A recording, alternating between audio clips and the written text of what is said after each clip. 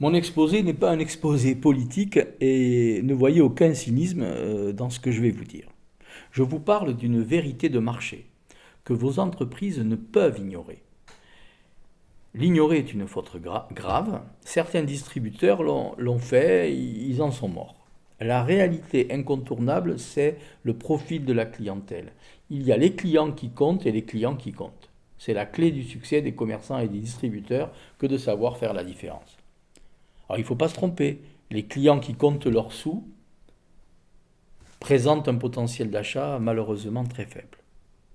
Il faut en revanche ne surtout pas manquer la clientèle qui compte pour vous, celle qui peut acheter vos produits et services. L'histogramme est clair. C'est le niveau de revenu annuel réparti par décile. À l'extrême gauche, les 10% de Français les plus pauvres, revenu annuel d'environ 8 000 euros. À droite, les 10% les plus riches, plus de 55 000 euros par an. 80% des Français sur ce tableau apparaissent avec un revenu inférieur à 30 000 euros.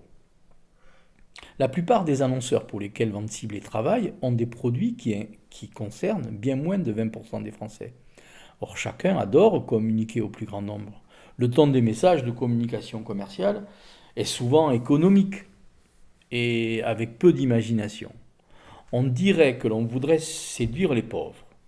Mais n'oublions pas que ça peut faire fuir les riches.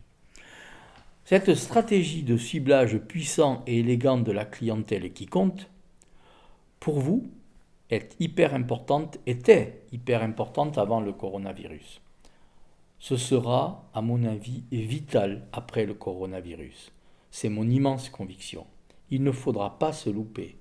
Il faudra dérouler le tapis rouge à ceux qui ont les moyens de sauver votre business. Le problème du marketing du commerce, c'est qu'il agit trop souvent en réaction et peu en anticipation. Quand on demande au service marketing et à son prestataire Vente Ciblée de pondre une opération en 3 jours, le résultat optimal est difficilement au rendez-vous. On fait ce qu'on peut. Il y a une grosse marge de progression dans nos opérations commerciales à imaginer bien à l'avance des opérations et les servir au fur et à mesure des demandes du terrain.